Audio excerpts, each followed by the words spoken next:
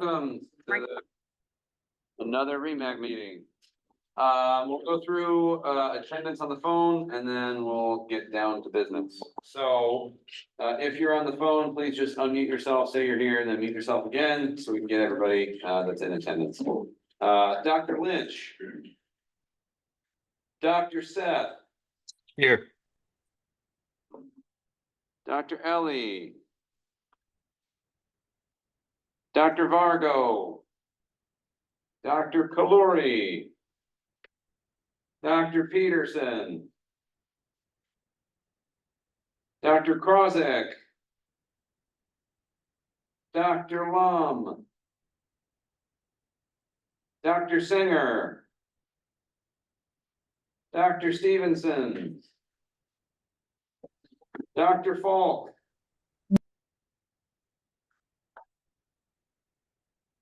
Mr. Reiser or Mr. Wilson. Dr. Wenner. Dr. Borton, Dr. Tanaka.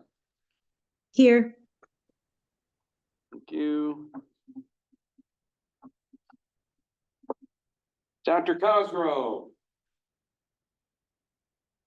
Dr. Clemency.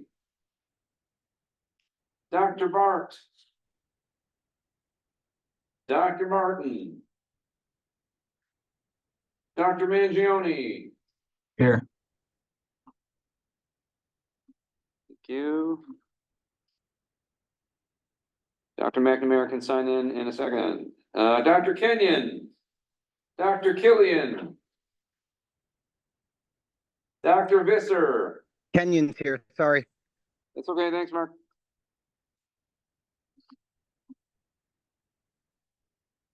Dr. McGee. Dr. Collins.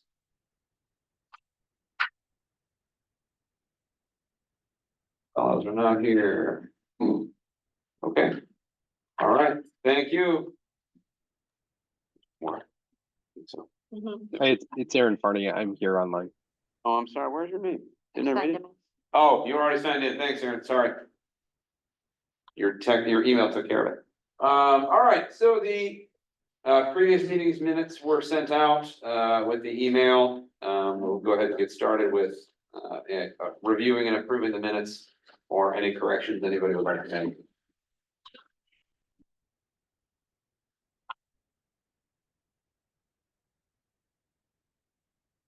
Or a motion to accept the minutes. Motion to accept. Dr. McNamara, a second? I'll second.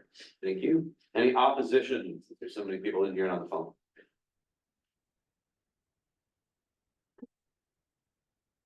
Hearing none, the minutes are approved from the June 18 meeting. So we will go ahead and get started. We start with CMAC and SIMSCO reports. Dr. Walters is sitting to my left. Dr. Walters. Yeah, I will start. I know Dr. Seth is on the line. Yes, he is. Feel free to jump in or whoever else was there about something specifically. You have any points to add on training and ed or some of the other communities that I may have that guys will put on, you can jump in. But I'll just cover a couple of things from the meeting that was last week in Albany regarding some old business and that. There was some discussion on the iGel pilot program update. Overall, it's been a 93% placement success rate of 841 iGel uses. I think a lot of people are aware for agencies not currently enrolled in the pilot program. If you're in the pilot program, you can continue utilizing that skill for now. The new policy for agencies who wish to join and enroll in the program should be coming out soon as in the final approval process. We know what the timeline is for that. There has been also discussion on BLSFRs and why they're not included currently in that policy. And there was some discussion on that. And the reasoning for that is that BLSFRs are not a regulated service at this point. And it led to some conversations about in the future, is that something that they may be able to opt into? And there's going to be some more discussions on that as far as BLSFRs being regulated and then being able to opt into some optional skills such as iGels. The blooding implementation regulations, those draft regulations will be going for public comments. They may possibly be out for the next SEMSCO in December if all goes right. If everything goes right in the regulatory process, then they'll probably come up for vote either September or December of 2026 next year for approval, because the regulatory process takes quite a bit of time. There's a discussion on RSI credentialing, and it's useful to have some type of standardization statewide for this, at least for some of the baseline education in that. And then obviously some hands-on training back in your agencies and that's being referred to training and education. One of the big things, if you watch the meetings or were there, was conversations about the EMT CC level of care. And if you recall, a couple of years ago, the CMAC and the SEMSCO had voted to sunset the CC level of care in 2027, I believe. And as you know, there is a bridge program for current CCs to become paramedics, or they can enroll in a paramedic course or get advanced standing. The Deputy Commissioner of Health was there and has said that the Commissioner of Health will not be supporting the current timeframe for this. And there seems to be some concerns about some areas that still have a high level of utilization of EMT-CCs.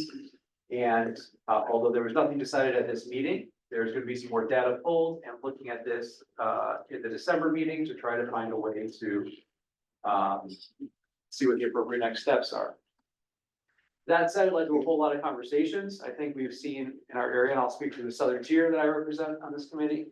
A lot of our providers have bridged at this point. Allegheny County, which had a big concern about CCs, has even gone to the point, I think, of after this current bridge program, I think we'll only have 2 CCs left in the county and that. And so a lot of our providers in our area have gone to great lengths to try to make sure they're compliant with this. They put their providers in the point to, and their agencies in the point to be able to provide ALS care in the future. So this is kind of causing some questions in that. Right now, as it stands, if you're a current CC, right, and with the deadline that, you know, were to take effect in 2027, you would lose your car and not be able to provide, you would just go down to the AEMT level. So I think there's gonna be some data pulled in that, and there seemed to be some data that was presented at the meetings, looking at the number of critical cares that have taken calls in the last year. That number across the state is somewhere around 300, so a really small number of about, Lisa, you can correct me, probably 65,000 providers in New York State. Sorry, what was the question? How many providers in New York State? EMS providers, about 60? More than that. More than that? Okay. So we're talking about a very, very small percentage of providers. The data they presented were the number of calls that the CC was the primary provider on, and I think, and I brought up in the meeting, that that's the wrong metric to look at, right? What we need to be looking at is what skills in the current CC level of care are being provided by these CCs compared to what they are now allowed at would be allowed at the AEMT level. If you don't know, the CC curriculum is about 30 years old since the last time it has been updated, which is one of the big issues. 30 years ago, for those of you as old as me, when you were in EMT, you had like a patch that said EMT, and that we added the D after it because defibrillation like wasn't traditionally a basic EMT skill. Now, every layperson, right, can use an AED. We've also pushed so many skills down to the BLS level, like albuterol and epinephrine and CPAP and BLS 12 leads and all of these things that didn't exist 30 years ago. So if you're really looking at the skills at the CC level, not the AMT scope, you're talking about like needle price, intubation,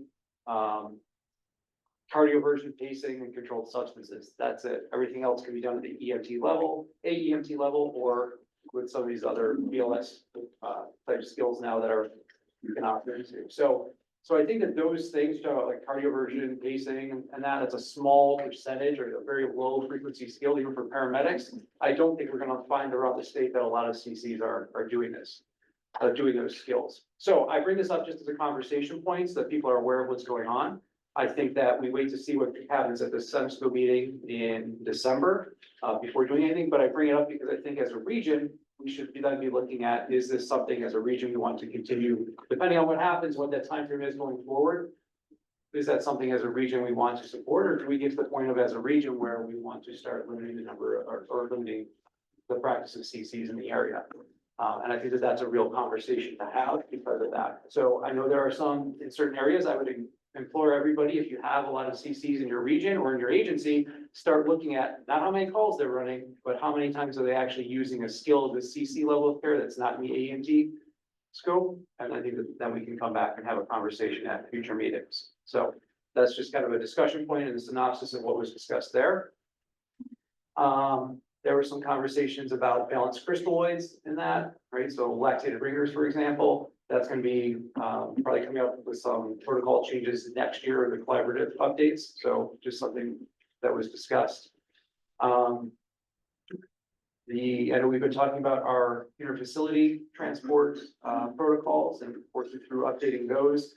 There's also a tag at the state level on SCT or specialty care transport, so I think that that might tie in a little bit to our IFT protocols as we move forward. There was some discussion on C-collars, right? There's some data on C-collars in certain instances may or may not be helpful or may be harmful. I believe any EMSP is coming out with looking at some data on this over the next year, and so there's some discussions on this, and then looking at that at the state level as that data starts coming out a little bit more. A couple of things from the Division of EMS I'll just bring up, and Lisa, Andy, please feel free to jump in here. I know there have been some new investigators hired, and including Andy, who's now sitting in the room and will be in our region, so thanks for coming, Andy. The one big thing I do want to point out is that there are some issues on the National Registry side with providers who are taking the National Registry exam.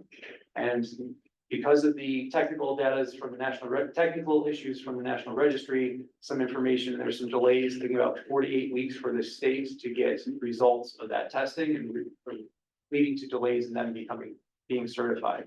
So if you are planning to take the National Registry exam instead of taking the New York State paramedic exam, for example, just be aware of those delays, or you may want to take both or take the state exam because of that.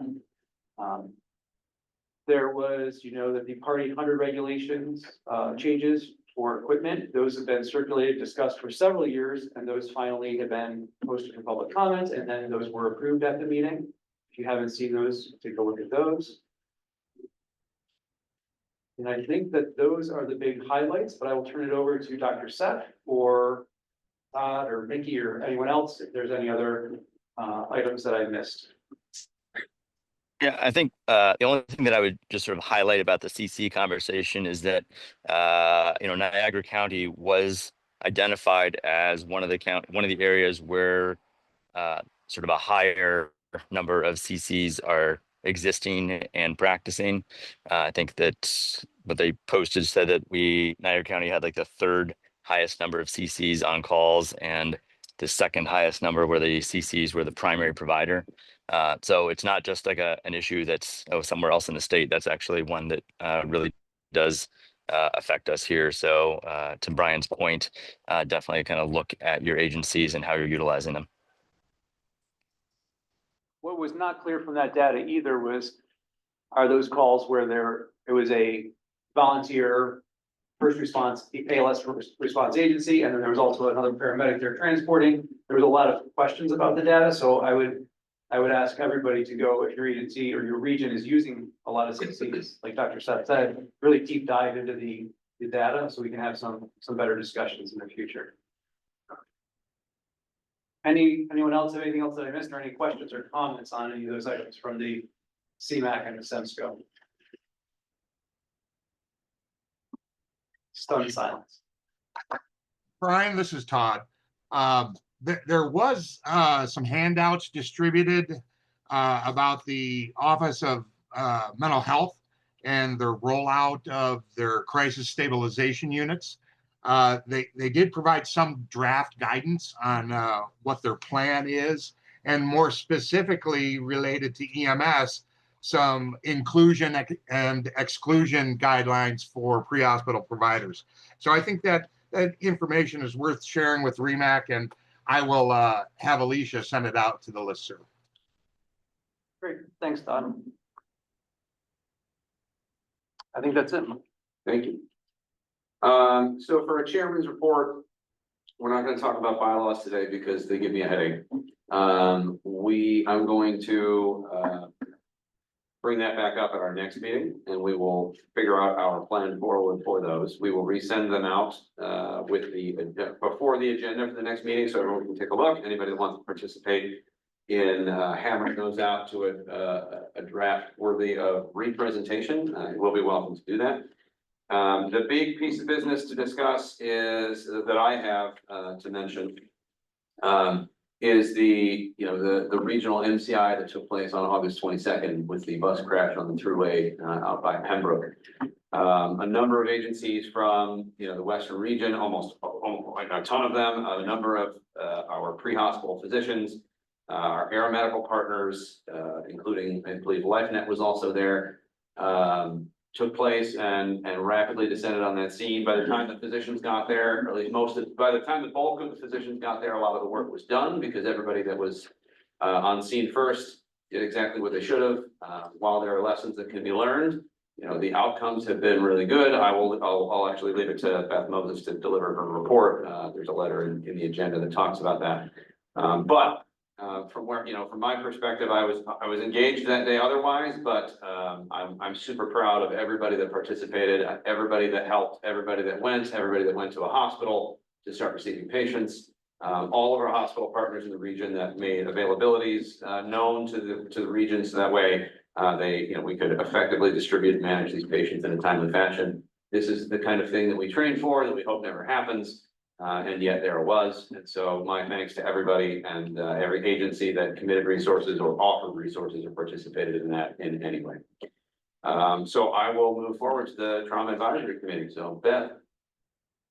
I made it sound like I had a lot to say. I had one sentence in there. Yeah, I just didn't want to give away the meat of your letter, that's all. Yeah, just on behalf of the RTAC, we would like to thank everyone who participated in the MCI. On August 22nd, all but one pediatric patient has been discharged. I do know there are many remaining in the area. They can't tolerate the transport home. So they're receiving outpatient services and home care services at hotels, and I know we're still doing counseling services with a bunch of people from the bus, but one pediatric patient at Oshai, all of these CMC patients have been discharged. I'm assuming anybody that went to Suburban is also discharged in Suburban, lower level patients. RTAC is meeting on November 17th. Because the staff doesn't meet until October 30th, so we can wait until after that. Thank you. Dr. O'Brien? Yes, sir. I think, and Lisa, I don't know if you have anything to add, but in speaking with Ed Major last week when we were out in Albany, I think, not talking about the medical care provided, but I think luckily we don't see any events of this size or this magnitude on a regular basis. And I think that one of the things identified in some of the discussions and after actions, and what he was saying was some of the ICS structure and opportunities for command and control discussions and standardization and things going forward. And so it sounds like that has sparked some conversations at the state level. At least I don't know if you know anything else about that, or if that's something that just Ed is in, but he had indicated to me that some of the after actions, that was a point of discussion and looking at ways that we can kind of understanding that something of that size is going to involve responders from multiple regions, multiple counties, wearing multiple different hats, and how we can bolster that type of integration going forward. So I think there'll probably be more to come on that in the future. So say, or is that fair? I think that's fair. One thing we did notice was there could have been a stronger presence of the ICS system there. And unfortunately, there is a lack of a single channel that any participating agency can go to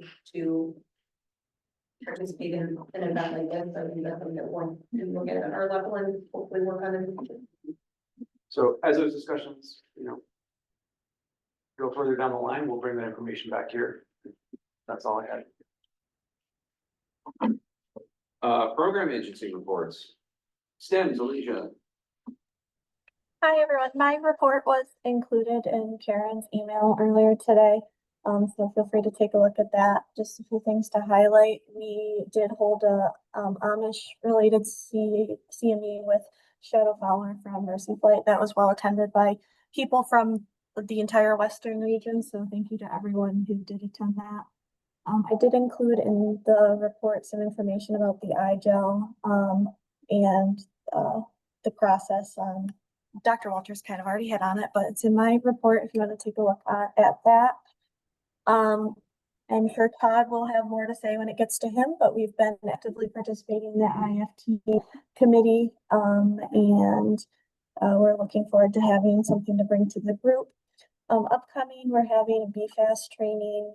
Emily from Catholic Health and her team is doing that on Tuesday, September 30th. Registration is still open for that. And then we are having a CLI class on October 3rd, 4th, and 11th. Just for fair warning, if you are interested in that, there is currently one seat available. So if you want that, jump on it quick because I only have one more spot available for that class. And that is my report. Thank you, and a hearty welcome back to the UEMD Program Agency, Mike Shaw. Hello, everyone. Yes, we are back reinstated and open for business. I'm sorry, my report is a little short as reinstatement has been very recent, so. At any rate, we've started disseminating both training and general announcements. I know we've received a lot from Erie County and some other, thank you, Mr. Turner, and some other agencies as well. We're going to continue exploring some things that I've looked up before, the compliant, non-compliant status in the portal instead of being online, offline. So we're going to look at that. I've been pouring through the portal and Karen's been pouring through the portal, doing some updates. I'm going to ask that agency leadership, please make sure your agencies are up to date. That portal is not just for UBMD, EMS, that's for the REMSCOs. So primarily, Big Lakes and Wyoming Erie, that's where we house the information they need to have. So it's very, very important that we keep that up to date. We want to remind everybody regarding the Vital Signs Conference. That's open to register. That takes place on November 11th through the 15th. I did attend CMAC and SEMSCO, and planning on returning there and taking part on committees. Bulk of my time as of late dealing with what we need to do as a program agency and budget wise and all the rest of that. I've been looking at the Western regional site. For those of you who don't know, information that's exported into that site is also information that's required for a hospital hub. So we've identified many agencies that have transported to Buffalo area hospitals that their information is not getting in the hospital hub. So I'm working on getting that updated, getting those agencies placed in there. So that way that export tool will work. So if they are transporting to a hospital in our area, that those hospitals can pull that information off the hospital hub. That's about it for right now that I have. Thank you. Subcommittee reports, Dr. Walters, collaboratives. So for the collaborative group, there's nothing to report at this time. Any protocol updates will be discussed kind of on the time frame that we've talked about, voted on at should be the December meeting with the CMAC and the SEMSCO, and then we'll roll out July 1st of next year. So nothing else to report at this time. Roger. Dr. Tanaka, QI. I have nothing to report, no updates. Thank you. Dr. Plunka is actually working this afternoon, but she did tell me that there's no updates from the Policy Review Committee, which brings us to stroke. My co-chair Nicole has stepped down from the stroke coordinator position at Buffalo General to re-become, I guess, an ICU nurse. So Aaron Rogers from data will be stepping in until they replace that position. This month's meeting is going to be canceled because it was being held at Buffalo General and they have their week-long survey that week. So I think that's a pretty good excuse to reschedule it. Todd, IFT committee. So our committee remains active. I got to tip my hat to all of the folks that are actively working on this. We knew it was going to be a heavy lift, but we are progressing. Thank you to Dr. Tanaka, Dr. Innes, and Dr. Walters. They have been engaging with us. We do have a good bit of work. We're buttoning up the loose ends, And we are going to roll that draft product out to those physicians who have been actively working on the committee, just to validate that we're on the right track. In addition to that, we're kind of pumping the brakes just a bit because, as Dr. Walters alluded, SEMSCO has developed an SCT tag. So clearly we don't want to have too much SCT kind of guidance within our IFT program until we can kind of incorporate that tag's best practices. And that is the end of my report. Thank you. All right, that brings us to old business. The bylaws review is tabled for next time, but we do have the stat medevac protocols were sent out in June. But they were sent out, but they weren't sent out in time to include on the agenda. And they've asked us to see if there are any objections to them using them, which I suspect they are. Does anybody have any feedback, thoughts, comments, or concerns about stat medevac using their protocols that were sent out to us in June? So I think the last meeting, I think they came out a few days before or something, Yeah. so we didn't vote on them. Yep. One of their medical directors was on the call and kind of went through the summary of their changes. There's really not anything outlandish there. A lot of it was cleaning things up and changing to align with some newer guidelines or current practice. And I didn't see anything looking in there that would cause anybody any concern. Nor I. So I would make a motion to approve. Is there a second? Dr. McNamara. There's a lot of people here. Any opposition to approving stat medevac's use of their 2025 protocols? Hearing none, the motion carries. Thank you. New business. I already see that we're going to generate some work for Dr. Plunkett's committee. So number one, REMAC approval request for advanced EMT needle decompression, Niagara County EMS. Dr. McNamara. So with a quick read of the protocol and 2307 and a discussion with Lisa, it appears that there needs to be REMAC approval with appropriately trained and educated providers at the AEMT level to perform no decompression. And I have performed such training, therefore I'm asking the REMAC for their approval to allow my AEMTs to perform such procedure. So Dr. McNamara did submit a letter requesting that, and attesting to the training that he's performed. It just didn't make it into the packet today, but I did receive that several days ago. Dr. McNamara, is this for all of your AEMTs or for AEMTs in Niagara County and their TENS unit? So this is for the AEMTs that are currently employed by Niagara County EMS exclusively. However, the EMS, the county EMS agency integrates closely with the TRT, however, is not a part formally of the TRT, so it's a separate from that agency, because that's a separate agency. Gotcha. So when at the AMT level, at the state level, when AMTs, the ability to perform needle decompression at the AMT level was only approved for providers in tactical EMS. And there's a footnote in there it's in the protocol, and the key points and considerations of that protocol. It says advanced EMTs and tactical EMS may be trained and equipped. It only applies to those, not to all AMTs in an agency. So if the intent was to use this for all AMTs in your agency, then I think that would be the definition and that we would not be able to approve that. Okay, it was not clear based on the scope of practice document 2307. That seemed like it was not exclusive to TRT, which is the reason for the request. Yeah. However, if that's the case, that's fine. That wasn't clear based on the protocols. I think it was because the scope has to allow it in that setting and then it's further defined in the protocol. I think it's just a hierarchy, so it gets a little confusing, but that was even going back when it was initially approved at the CMAC, that's how it came through, so. All right, is that withdrawn then? Yes, if that was the. Let me double check.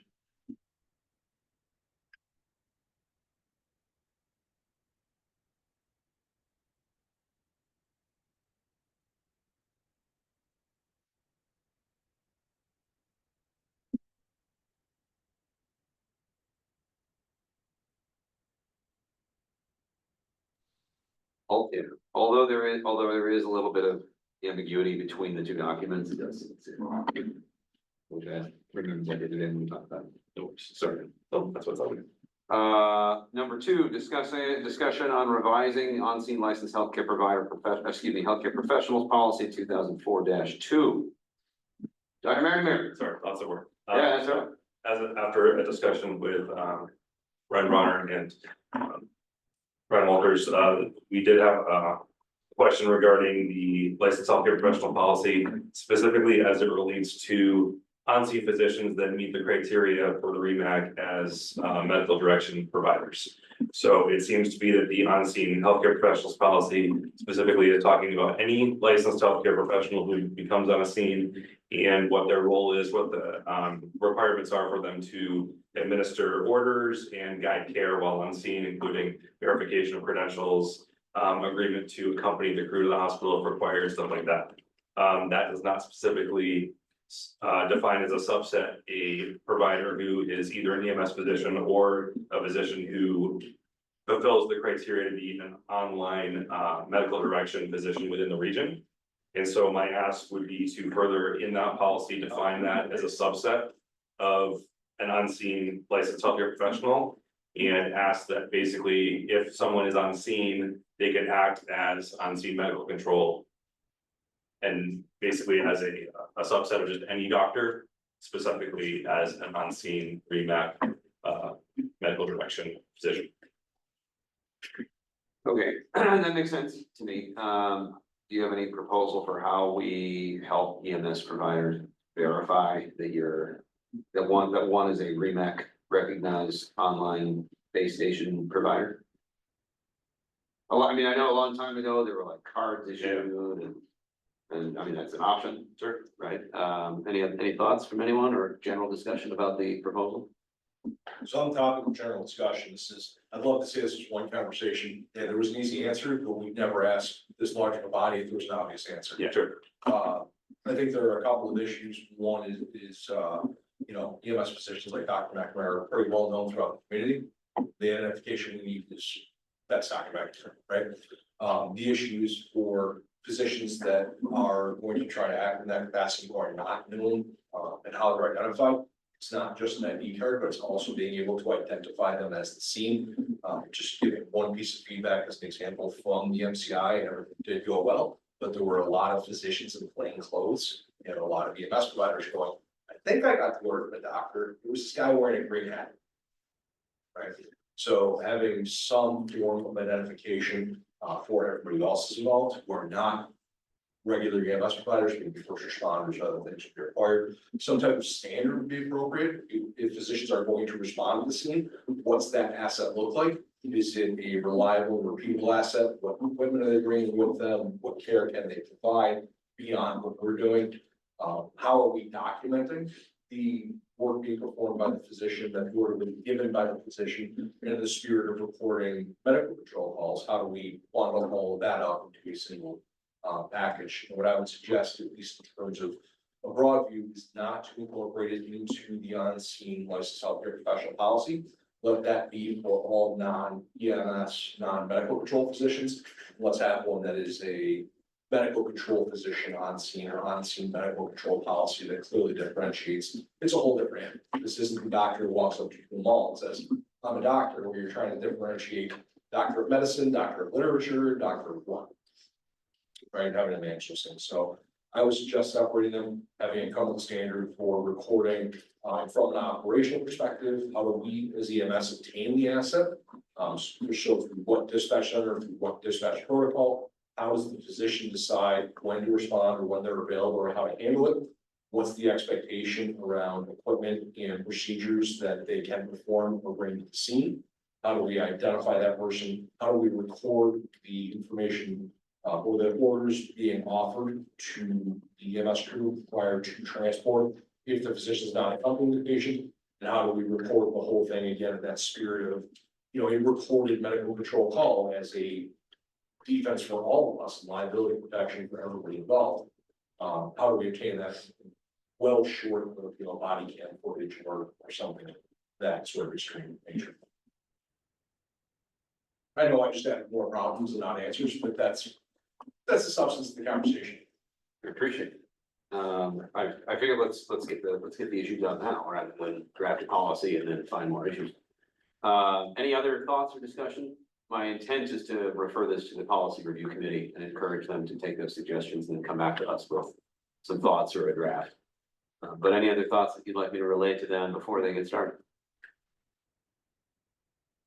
Excellent. Thank you. Number 3, discussion on the current BLS 12-lead acquisition policy. Dr. McNamara. Last one, I promise.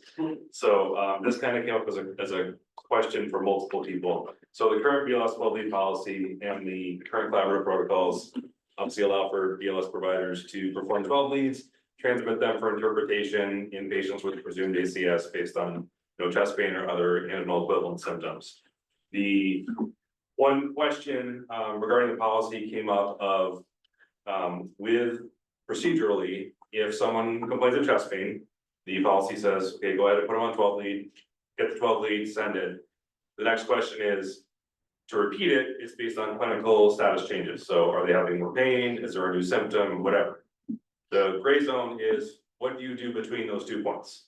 So do you take the entire monitoring equipment off and just leave them on a pulse oximetry, blood pressure cuff, but take off the 12 lead cables, unplug them, what have you?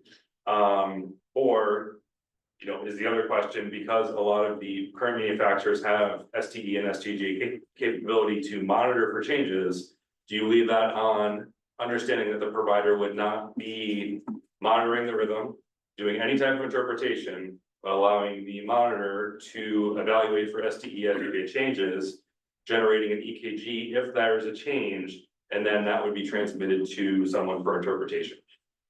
I mean, those are all, there's validated algorithms. These are, you know, the monitoring manufacturers obviously have a lot of literature on this to support that as a feature. Obviously, that is not something that I would expect the BLS providers to be watching.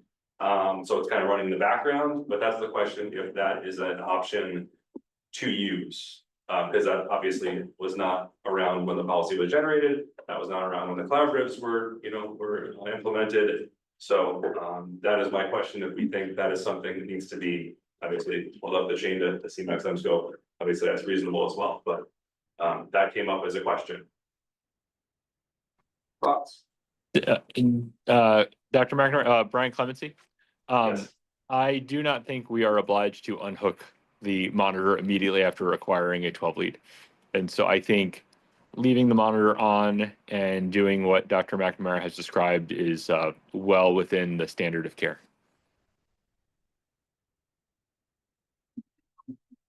I would add, and I think this is what you're saying, Dr. McNamara, I think that if you put the stickers on, you do a 12 lead, and you happen to leave them on in case you repeat it.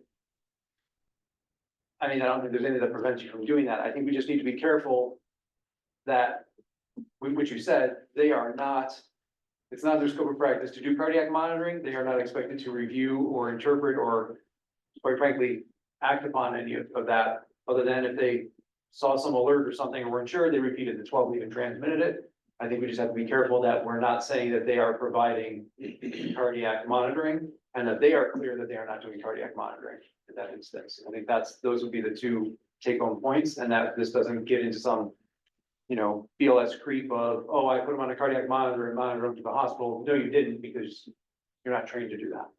Correct, we're understanding that the monitor is monitoring, and that's obviously in the background, it's not doing anything actively, but that was my thought as well. I just want to make sure the body did not have any alternate thoughts about that.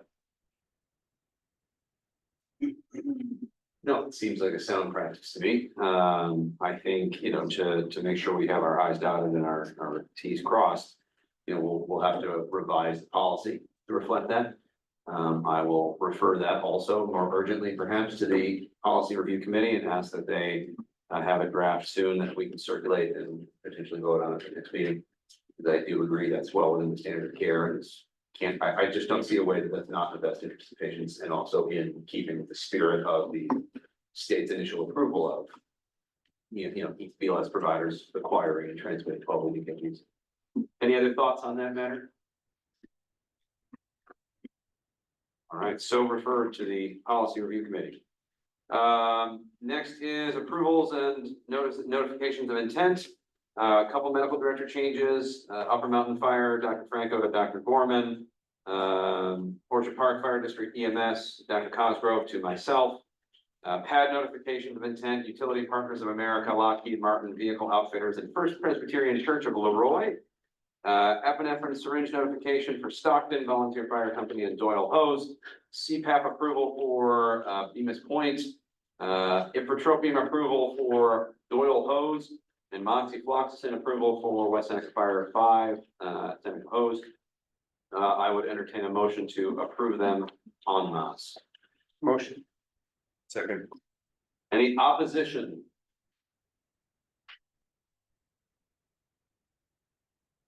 Hearing none, the motion carries and all of them are approved en masse. One other issue that just came up because of these approvals, that we can probably also consider, either voting today or referring to the policy committee. But Dr. McNamara asked the other day in a conversation we were having about whether or not we should consider as a region just a blanket approval for ipratropium for BLS providers. Given that it is an option, it's certainly well within the region's authority to do that if we wish. And then agencies could choose to opt out if they wanted to, or their medical directors felt comfortable doing so. Any thoughts on that? Rather than Sounds like having a great idea. Rather than having every agency asking for approval, and then we're doing the same thing every. See some gears turning, Mr. Cron. Just thinking about the protocol, if trained and equipped, so it has to come with the training, come with the approval, and if it's on the medical direction verification form for division of EMS. That issue on your end to not have it be affirmative action of application for a optional procedure.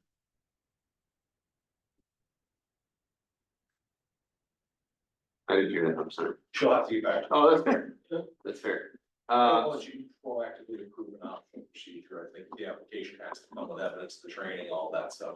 Yeah, I mean, I imagine there are ways that we probably could write something that's, making something akin to a notification of, that an agency chooses to do it and then sends the REMAC a notification that the training and whatnot has been completed.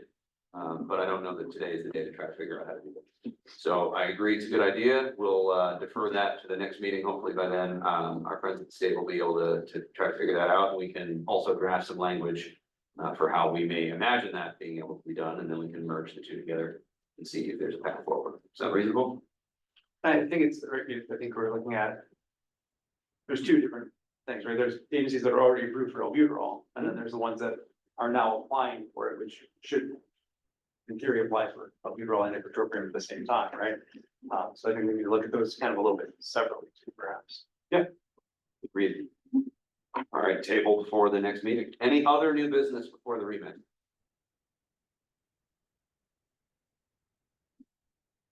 Speak now or wait too long. All right, is there a motion to adjourn? I'll make a motion. Seems like there we go. Thank you. All right, motion is second. Any opposition? No. Great. The meeting is adjourned. Thank you for being here. We'll see you next time. Thanks for all you are doing.